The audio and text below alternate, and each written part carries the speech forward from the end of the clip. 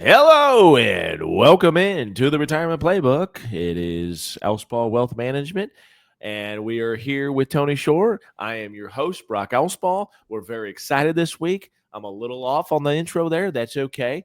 I just want you to know that we have a great show lined up for you today, folks. So stay tuned with us. First of all, Tony, how are you, bud? I'm doing great, Brock. It's been a crazy week. I'm doing better than the markets. Let's put it that way. Let's put it that way. In fact, speaking of the markets, here we go. Buckle up, Buttercup. Buckle up, Buttercup. I tell you what, yeah, it's a little rocky, but that's okay. It's going to continue to be that way. Listen, we've had two great years back to back without any huge kind of years. correction whatsoever. So this is what we would say normal, right? At least 10% correction, and that's about where we're at right now, as of the recording of this podcast here, Tony. So, Sure. Typically 10% or a couple 5% is really what would be considered normal. It's just the last 2 years we haven't. It's just been skyrocketing. The Mag Yeah, we 7 got spoiled, right? AI trade. I mean, it's really taken off. Now, if you are well diversified, as you probably should be, you may not have experienced, the AI trade type of returns that the Mag 7 have experienced. But again, that's okay, right? It's smart to be diversified in times like this that we're experiencing downside. So some of those value stocks, some of the international stocks, some of the, bonds and alternatives and those kinds of things are smoothing out the ride for you, hopefully. So anyway. Well, Yeah. you know what I heard, Brock, is that I heard this yesterday. I forget who said this, but they said the Magnificent 7 is now the pretty good 10. I had not heard that one. That is really pretty good. As of this week, it's not. There is no. As of this week, there is no Magnificent 7 stocks this week. It's the pretty good 10. And what's nice about this, Tony, is that, these things create buying opportunities, It's true, especially if you're in your working years and still contributing on a regular basis to your IRA or your Roth or into the stock market or your 401k, 403b, TSP, what have you. Right. You're regularly putting money in, at least probably every couple of weeks or at least once a month. Money's going in and buying stocks. So you want the corrections. There's tons of cash on the sidelines between institutional buyers and managers and just companies alone like Apple. You look at their cash balance on their sheets. Oh my, it's insane how much cash they have. So it creates, having cash in dry powder, as we call it in our business, is a good thing. And again, it allows you to do that. And so I've got a, personal trading account that I have, and you buy a little bit here and there, and, you're good to go long term. It's great. So anyway, super excited about the opportunities that are going to be coming about because, we have structured notes too, Tony, where, you can take advantage of some of these lower prices, but do it with some protection. It's called a buffer or a barrier. And then you have, upside potential with, maybe individual stocks, a basket of stocks, or you can use indices.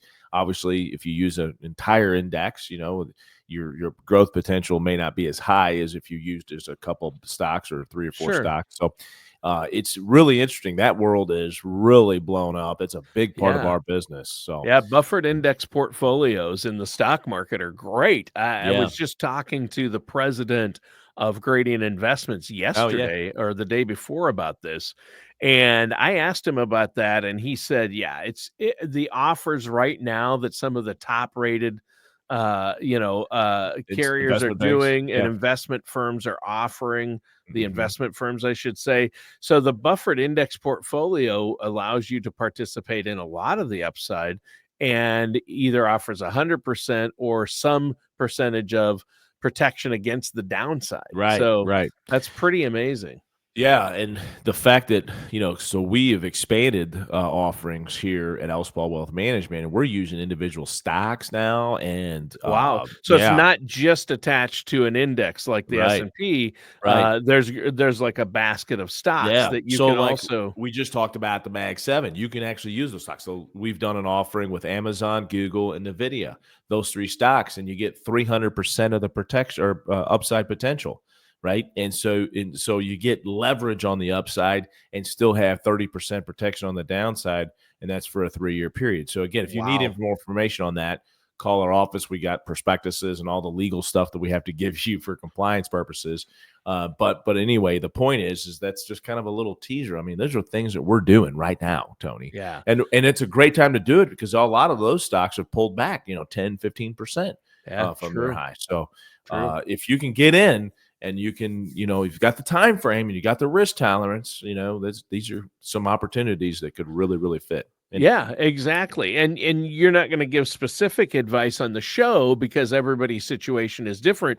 But if our listeners are interested, they can come in, meet with you, and you'll look at where they're at and say, yes, Yeah. this is what's in your best interest right now. You should actually allocate some funds for this, or no, 100%. you're allocated for your goals the best you can be right now. Or maybe you need something else. So I love that you do that. You're independent. You look out for your client's best interests, Yeah. and you're held accountable to that. And so I think that's great. Yeah, Tony, you hit it right on the head too, because look, I can have the greatest investment in the entire world and no one else has it. And, blah, blah, blah, blah, blah. It doesn't matter. It Nope. doesn't matter if it doesn't fit into your risk tolerance, your time horizon. It doesn't matter if it doesn't fit into, your income needs. I mean, there's just so many factors that go into this. And so having, these very attractive offerings and investments doesn't matter if it doesn't really fit into your portfolio. So, anyway, good point there, Tony, and absolutely hit it right on the head. All right, listen, this has been great discussion, by the way. Yep. But if you need more information or if you want to get a plan together, folks, just look at our website. It's Alspaugh Wealth Management. If you go to that website, alspaughwealthmanagement.com, you'll see that you can actually schedule an appointment with myself. Our staff will get in touch with you, and then we'll have a conversation over the phone maybe, and then we can, maybe even come in and talk about getting a plan for you.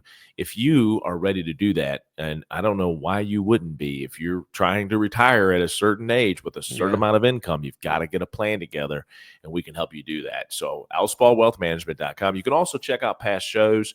Lots of great information. We're still, talking about Roth conversions quite a bit. Looks like, don't know for sure, but it looks like these tax rates that we're enjoying from the 2017 Jobs and Tax Cut Act are probably going to get extended here for, who knows how long, but so it looks like that's going to happen. So, it's not as much of a rush deal for the Roth conversions as we, maybe thought it would be, because those would sunset after this year. So anyway, lots of really cool things on our website that you can get to and get started with your plan today. Yep. And then, here's the deal too. If you just want to give us a call at Alspaugh Wealth Management, fine, do it. 573-332-7855 to get started today. All right. Hey, let's jump right into the topic. I know you and I were talking, you pointed out that U.S. News and World Report article about income and retirement. Let's talk about that, because how much retirement income do I need, and how do I figure out income? And that really ties into what we've been talking about so far, because the reason you are wanting to understand market volatility and being able to ride that out is because you're going to need to use your accounts for retirement income. So how do we know? Where do you want to begin with retirement income? Man, I tell you, this is it, right? I mean, if you're talking about saving money, that's super, super important. But how do we turn that money into income in retirement? I get that question a lot. Do we take it, on a quarterly or annual basis? Well, becomes ultimately a personal preference. But to get to that number, to get to that point, to understand the plan that we're going to put into place is to find out how much income you are going to need in retirement. And that is going to be more difficult to answer the further you are out. So if you're 20, 30 years away from retirement, folks, that is a tough deal. So we have to use some general numbers and general rules, which is 75 to 80% of your pre-retirement income is what you would need to maintain your lifestyle. So what we need to do is we need to take a look at something called a budget. Okay, I know that a lot of people run as fast as they can when they hear the word budget, but let me tell you something. It's super, super important to be on a budget so you can understand, what are you spending your money on? do you actually need to be spending your money on these things? How can we, make sure that, maybe we can squeeze out another 100, 200, 300, $400 a month to put into our 401k. So, really understanding where you're at now, where you're going. So the budget is going to understand where you're at now. What we're going to do is we're going to come in and project what these income and expenses are going to be in retirement. So maybe 5, 10, 15 years from now. And we're going to use some inflation, right? We're going to use a tax bracket. So we're going to account for these things that if you're not accounting for taxes and inflation, Tony, like that you're in trouble, right? Yeah, that plan is no good if you don't consider those two things. So really getting into making sure your standard of living, understanding that, you don't want to have to work in retirement. Maybe you want to work in retirement, but you don't have to work in retirement. Those are two very different things. Right. And we want to put a plan together that allows you to say, you know what, if I don't want to work, I don't have to. And so that's what we'll do. Taking a look at, making sure that, your health care is taken care of. Right. So, people like to eat out. That's another good example of working within your budget. You like to eat out, that's fine. But how much are we going to allocate? How many dollars are we going to allocate to doing that? Then we're going to project that out too. So, I mean, it goes down to everything within that budget. And it's so important to understand. And there's so many great tools out there too, Tony, when it comes to helping you with a budget and understanding, Mint.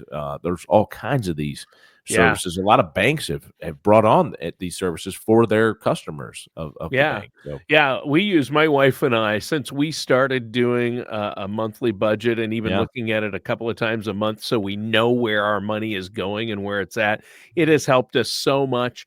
And sure, we grumble, oh, I don't want to have to look at the money. People want to put it off or don't want to pay attention, or I don't need to do that. We did fine last month. I'm telling you, you can save so much money by actually going through your bank statements and your credit card statements and sitting down and saying, okay, what do we have coming out this week? What do we have coming out next week? How much do we have coming in? It really helps, and it doesn't take that much time. We use You Need a Budget. It's called YNAB. That is a great software. I like it. Yeah, there you go. That's a good one, but there are a ton of them out there. Yeah, and you have to have that to know how much you're going to need in retirement, right? I mean, if you're going to have a goal of somewhere to be in 10 years, you got to know where you're at now. Yes, okay? And that's what the point is. And so understanding where you're at. And then we can say, okay, this is how we're going to help you get there. And we're going to consider these things. So like liabilities, right? You got a home loan. That's okay. It's fine, right? But we got to budget that in, and then it's going to be paid off at some point. So, a lot of people say, well, I want to pay this thing off as soon as possible. Maybe they're on the reverse side of this, right? Mm-hmm. No, you got 3% interest. Let's not do that. Let's allocate those dollars to saving instead of paying extra on a home loan. Now, where I would say that sometimes, we need to not consider doing that would be is that obviously if the interest rate is higher, maybe you've got 6 or 7% interest on your loan. And so maybe it makes sense to pay a little extra on there. But people always ask me, is it better to pay down on debt or is it better to save money? And oftentimes, Tony, the answer is both, right? So if you have an extra $400 to put on that home loan, let's do $200 and then let's do $200 into your Roth, right? Or whatever the, saving strategy might be. So the point is that, and that's what I love about this, Tony. I mean, I love coming to work every single day. I don't consider it work, first of all. I love coming to the office because everybody's puzzle is different, and it's so much fun trying to figure out what pieces go where, right? Yep. That's my job. I kind of nerd out on that, and it's okay. I love it. And so, but it all comes from the desire to help people, and that's what drives me. So anyway, understanding where you're at, right? That's the first step, and then projecting out. So the article that you just referenced there, Tony, talks about people spending money, in retirement. The U.S. household is led by someone 65 or older is spending an average of a little more than $64,000 annually. So there you go. $64,000. Isn't there like a $64,000 question or something like that? Wasn't that a show or on a show? Yeah, $100,000. It was $100,000. Okay, yeah, right. I think so. Okay. For some reason, 64 was in my name. Anyway, but if you're spending $64,000 a year, right, and that's right now, that's going to be, quite a bit more, obviously, with inflation. But then also, if that's what you're spending, that's your net take-home pay. So what are we paying in taxes to get to that $64,000 number? So I'm glad that, that was brought up because we can use that as an example. So, for example, if you're in the 20% tax bracket as effective rate, right? Everybody's going, well, wait a minute, there's no 20. Well, we're talking about your effective rate. So there is. So let's say between federal and state, you're at the 20, so 15 and 5, maybe, for example. That's 20,000. So that would be $12,000 roughly, as far as the 20% of 64,000. So we need to make $76,000 or withdraw from our accounts $76,000 to get to that 64,000. Yeah. Now, and you were right. It is the $64,000 question. Okay. All right. I thought so. You were 100. You were 100% right. I'm thinking of the 100 grand is a candy bar. And so I was thinking food. You know that. I mean, that's yeah. And there was a game show in the 50s, but it became an expression, the $64,000. Yeah. And people always say, well, that's the $64,000 question right there. Yeah. Okay. Good. So, do you know if they make a dark chocolate 100 grand, by the way? I don't think so, but you never know. I don't know. I don't know why. I love dark chocolate, by the way. I got us off track, but I know, but I don't even like milk chocolate, right? It's not even you don't? Something. No, I don't like I love milk chocolate. I don't like dark chocolate. Really? Yeah. Okay. Well, that's what makes the opposite world go thing. around, right? So, but and the other thing is like, okay, so I just started, you and I haven't talked about this personally, but I just started doing this lower carb diet thing. It's not really a diet. It's just staying away from breads and pastas and rices and stuff like that. I mean, it's nothing crazy, but I will tell you, Tony, bread. I know, but listen to this. So we ordered some buddies. We were together. We actually went and watched Southeast Missouri State basketball team play for the conference championship in the tournament. Anyway, so they ordered pizza, and you know what I did? I took the toppings and the cheese off, and I just ate it. I'm trying to not do the carbs. It's totally not cool. I get it, and you're laughing at me probably, and that's okay. But I'm not laughing. It's frightening to think of doing that to a pizza. But that's you know what? I deserve that, by the way. So anyway, so it's like I'm trying to stay away from all the sugars and. But good for you. Seriously, I mean, I need to cut out. Some stuff. I need to cut out 3 or 12 pizzas out of my diet.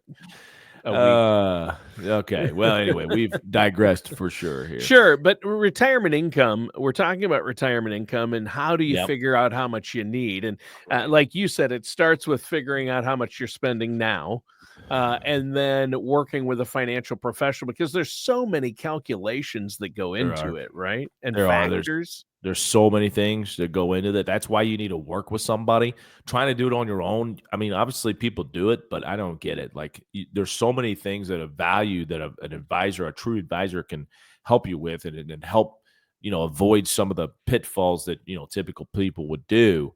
Or taxes that you'll be paying that you shouldn't, and so those are just a few. You can examples. make very costly mistakes, especially when it comes to and are you properly calculating in inflation is another big one in figuring out how much retirement income you need, right? It's huge, man. It's huge. So all those things, but getting back to how much retirement income, we're talking about. How much retirement income will you need? Well, again, kind of starting with the whole budget thing and figuring that out.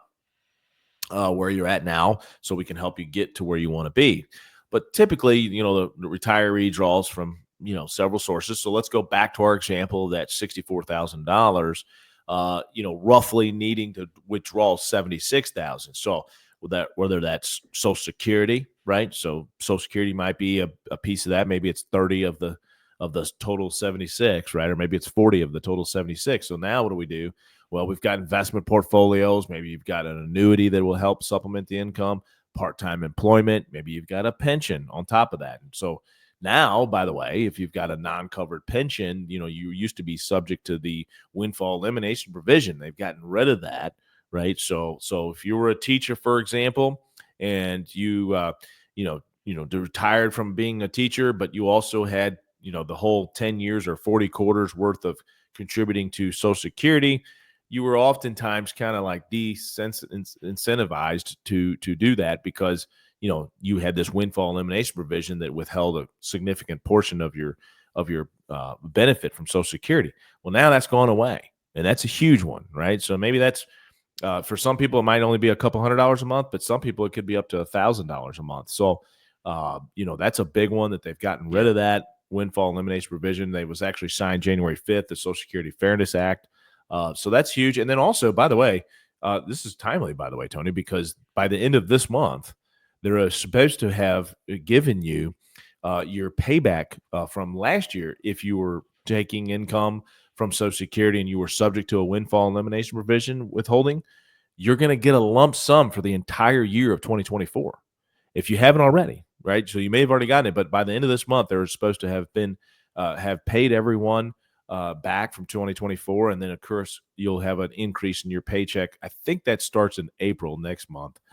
So, those are kinds of things right there, right? What are you going to do with that money? Are we going to just go buy a TV or buy a whatever? No, put that in your Roth if you've got some income that you can offset this contribution with.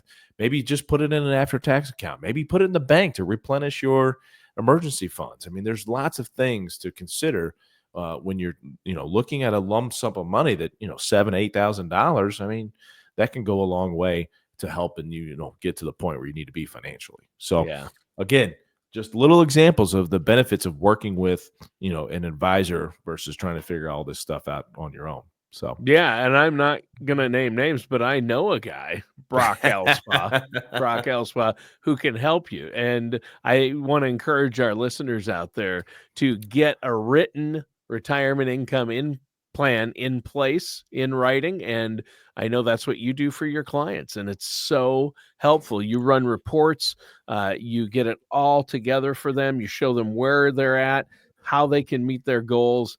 And some people will be surprised they can retire earlier. When to take Social Security, Tony. We didn't even talk about that. That's a true. Huge one, right? So we have a report called the Social Security Maximization Report that if you give us what your PIA is, your primary insurance amount, right, the amount of benefit you're going to get at your full retirement age, we can run this report for you. And it's very important to do that, especially if you're married, to understand when and how you should elect your benefits. Look, you can't go back and make more money or put more salary on your record, right? You can't do that.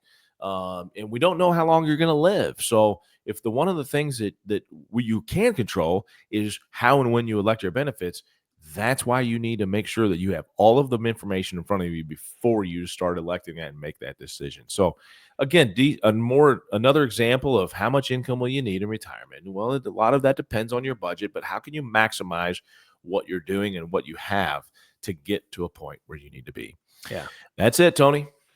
Well, that's huge and great show today. But solving for retirement income is tough. People don't know how to do it. I mean, we're so used to the accumulation phase during our working years. We're so used to taking our income and creating a savings with it, right? Right? Putting it into savings or now we're investing. opposite, right? We're the exact opposite. You're doing a 180 and you've got to take your savings and create an income, and you've got a lump sum like a 401k or an IRA or what have you. How do you turn that into a monthly income, and how do you know how long it's going to last? Right. And the answer man, Brock Alspaugh, can help you out right there. That guy. The number is 573-332-7855. A no charge, no obligation consultation, 573-332-7855. Brock, great show. And that does it for today's episode of the Retirement Playbook. All right.